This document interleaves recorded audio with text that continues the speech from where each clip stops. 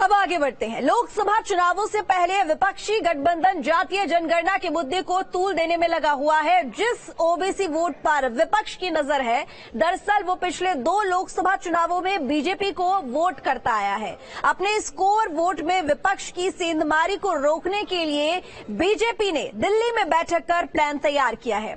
आखिर क्या है बीजेपी का ये प्लान, देखिए इस रिपोर्ट में।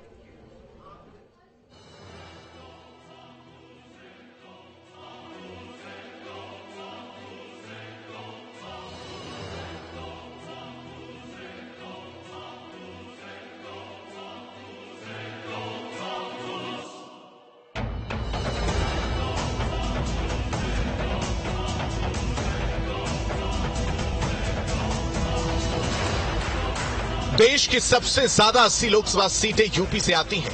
पीएम मोदी ने यूपी के रास्ते से दिल्ली की मंजिल तय की और केंद्र की सत्ता पर दूसरी बार काबिज है और अब तीसरी बार विराजमान होने की तैयारी में है। यही वजह है कि बीजेपी यूपी की सियासी राह में आ रहे गड्ढों को भरने में जुट गई है। इसी को लेकर दिल्ली में गुरुवार को बीजेपी ने मिशन 24 को लेकर रणनीति पर मंथन किया। करीब 2.5 घंटे से अधिक समय तक चली बैठक में 2019 लोकसभा चुनाव परिणाम के लिहाज से बीजेपी के लिए बी, सी और डी श्रेणी की सीटों पर चुनावी तैयारी के लिए चर्चा हुई। आगामी लोकसभा चुनाव को लेकर बीजेपी अब पूरी तरीके से एक्शन में नजर आ रही है। कल दिल्ली में पार्टी के बड़े नेताओं की बैठक बुलाई गई थी। उस बैठक में अमित शाह के अलावा जेपी नड्डा मौजूद थे। बात उत्तर प्रदेश के नेताओं की करें तो यूपी के जो बड़े ओबीसी चेहरे थे वो उस बैठक में मौजूद थे। माना जा रहा है कि ओबीसी वोटरों को साधने को लेकर कल की बैठक में मंथन किया गया है कि किस तरीके से ओबीसी वोट बैंक में बीजेपी की पकड़ और मजबूत की जाए।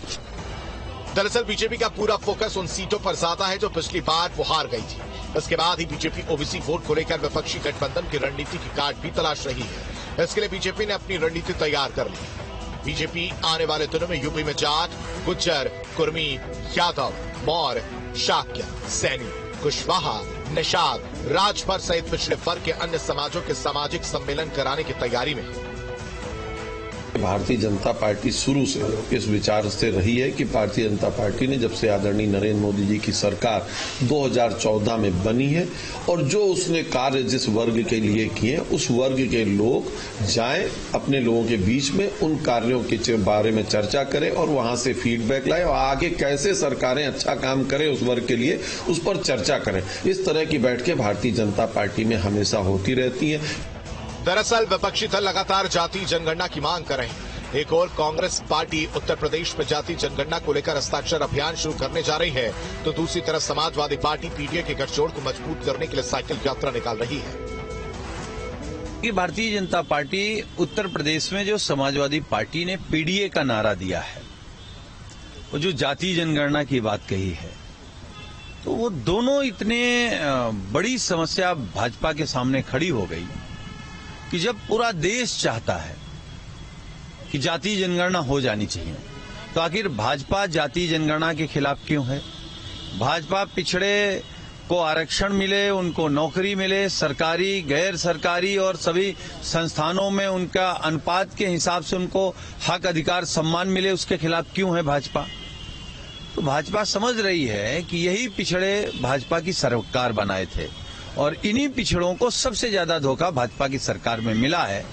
ऐसे में बीजेपी के सामने सबसे बड़ी चुनौती है कि कैसे विपक्ष के दावों के बीच प्रदेश के सबसे बड़े मतदाता वर्ग को साधा जाए।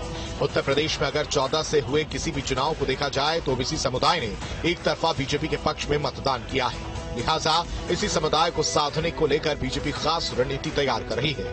इसके लिए पार्टी दूसरे दलों के प्रभावी नेताओं को पार्टी में शामिल कराने के साथ छोटे छोटे दलों को साथ लेने की योजना बना रही है। बैठक में लोकसभा चुनाव में पिछड़े वर्ग की भागीदारी बढ़ाने पर भी मंथन हुआ। सूत्रों की माने तो बीजेपी यूपी में ओबीसी आयोग गठन करने की तैयारी में है।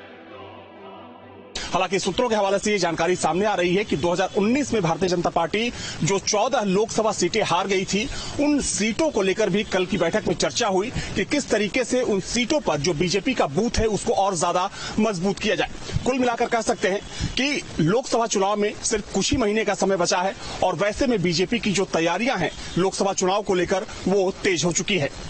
वीडियो जर्नलिस्ट समीर सिंह के साथ अविनाश सिंह, न्यूज स्टेट, लखनऊ। चलिए अब आपको बताते हैं कि उत्तर प्रदेश में आखिर ओबीसी वोटर है कितना। पूर्वांचल में 42.19% ओबीसी आबादी है। पश्चिमी यूपी में 37.53% ओबीसी आबादी। वहीं मध्य यूपी में 27.55% ओबीसी आबादी। बुंदेलखंड में 38.67% है ओबीसी आबादी। अब आपको बताते हैं कि किसे मिला है ओबीसी वोट अब तक। 2019 में ओबीसी वोटर ने बीजेपी को वोट किया। वर्तमान में यूपी से बीजेपी के 24 सांसद पिछड़े वर्ग से ओबीसी में शामिल हुए। 60% यादव वोट एसपी संगठन को मिला है। 23% वोट बीजेपी गठबंधन को मिला है। ओबीसी में शामिल कोयरी कुर्मी जाति का 80% वोट बीजेपी को मिला है। जाटव जाति का 75% वोट एसपी गठबंधन को मिला। वहीं जाटव जाति का 17% वोट बीजेपी को मिला है। ये कुल मिलाकर वो आंकड़ा है जो कि अब तक रहा है ओबीसी वोट को लेकर। अब आपको बताते हैं कि क्यों अहम है ओबीसी वोटर चुनावों में। विपक्षी दल लगातार जातीय जनगणना की मांग कर रही हैं।